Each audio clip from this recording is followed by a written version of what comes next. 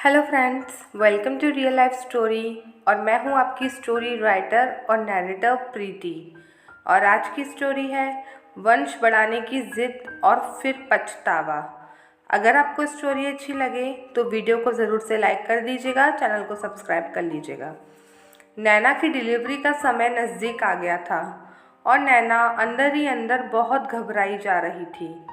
घबराती भी क्यों ना, नैना के पहले से ही 2 बेटी हो चुकी है और अब की बार उसकी तीसरी डिलीवरी है और सभी घर वाले इस बार बेटे की आस लगाए बैठे हुए हैं। और 1 हफ्ते बाद नैना को डिलीवरी के दर्द शुरू हो गए और उसे हॉस्पिटल ले जाया गया। नैना ने तीसरी बार बेटी को जन्म दे दिया था।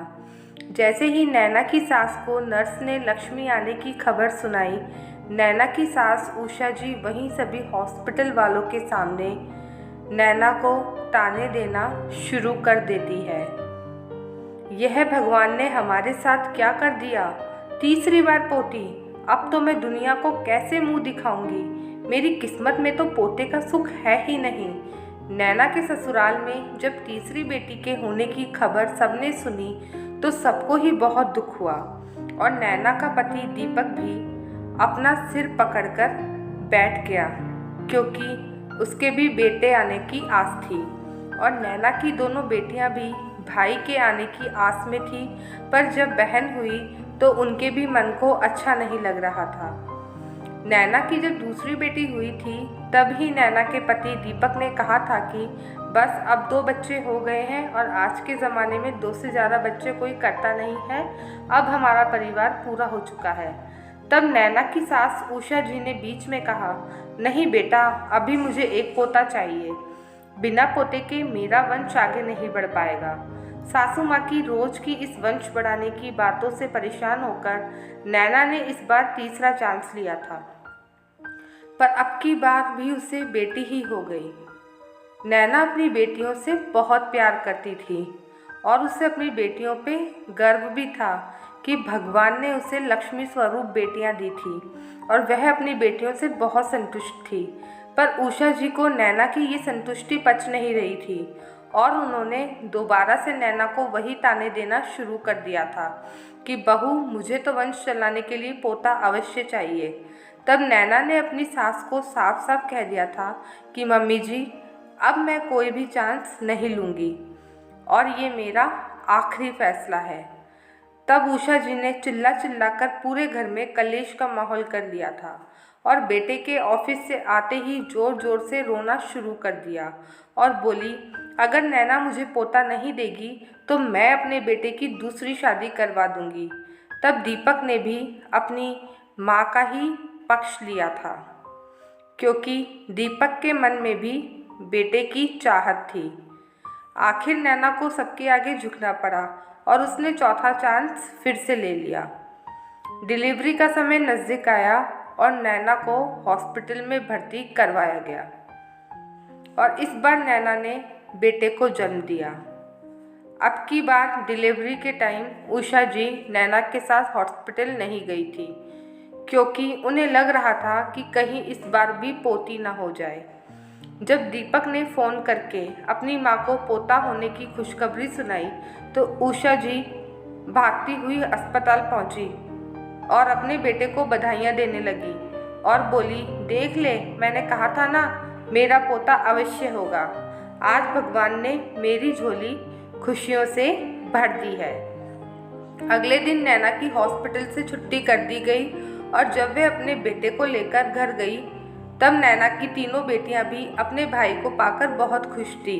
सभी पड़ोसियों को पोता होने की खुशी में उषा जी ने मिठाइयाँ बांटी और जिस पड़ोसी के घर भी मिठाई देने जाती उनको जाकर बस एक ही बात कहती, हमने पोते का नाम चिराग रखा है, क्योंकि अब हमारे खानदान को रोशन करने वाला चिराग आ गया है। भगवान ने मेरी सुनी तो सही, पर थोड़ी लेट सुनी और चिराग घर में सबका चहेता हो गया था। उषा जी का तो उसे देखकर ही रोजाना खून बढ़ने लगा था, लेकिन अत्यधिक स्नेह पाने के कारण चिराग बहुत ज़्यादा जिद्दी हो गया था। उषा जी उसकी हर जिद्दी को पूरा करती थी और ऐसे बड़े होते होते चिराग का व्यवहार और उसकी आदतें बहुत गलत और गंदी हो चुकी थी। एक दिन उसने अपनी बड़ी बहन पर किसी बात पर हाथ उठा लिया और जब उसकी बहन ने अपनी मम्मी नैना को शिकायत की तो नैना चिराग को ही डांटने लगी।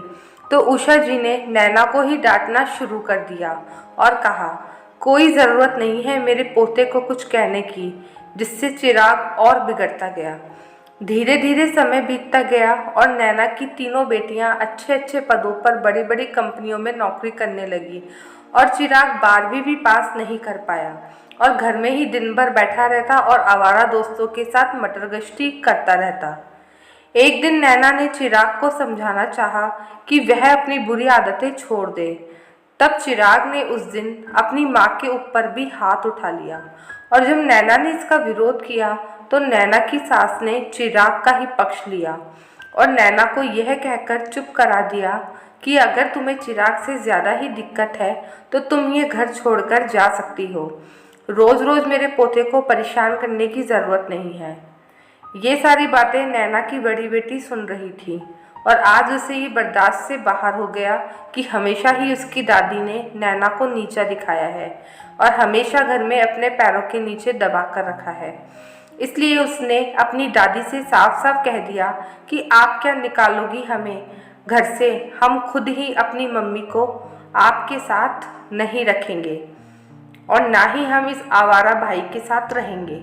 और तीनों बेटियां अपने माता पिता को साथ लेकर दूसरे घर में शिफ्ट हो गई और दादी और पोता उसी घर में रहने लगे। एक दिन उषा जी खाना बनाने में थोड़ी लेट हो गई तो चिराग उसी बात पर बहुत गुस्सा हो गया और आज उसने अपनी दादी पर भी हाथ उठा लिया था। आज उषा जी को अपनी जिद्दी पोते के इस व्यवहार और उनके ऊपर हाथ उठाने की आदत को सहना पड़ा।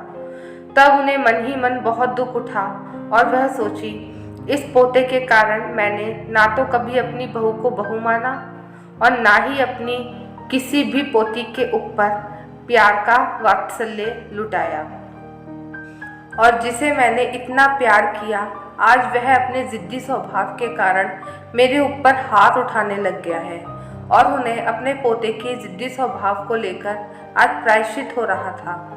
आज उन्हें अपनी बहू और तीनों पोतियों की बहुत याद आ रही थी, पर आज उनके पास उनमें से कोई भी नहीं था और उषा जी अपने आवारा जिद्दी पोते के साथ अपने कर्मों का प्रायश्चित कर रही है और भगवान को बार बार याद करके कह रही है, काश नैना के चौथी बार भी बेटी हो जाती तो आज ये दिन मुझे देखना नहीं पड़ता। दोस्तों, अगर आपको स्टोरी अच्छी लगे तो कमेंट सेक्शन में ज़रूर बताइएगा कैसी लगी और वीडियो अच्छा लगे तो ज़रूर से लाइक कर दीजिएगा। तो अब हम मिलेंगे नई कहानी के साथ में, तब तक अपना ध्यान रखिए।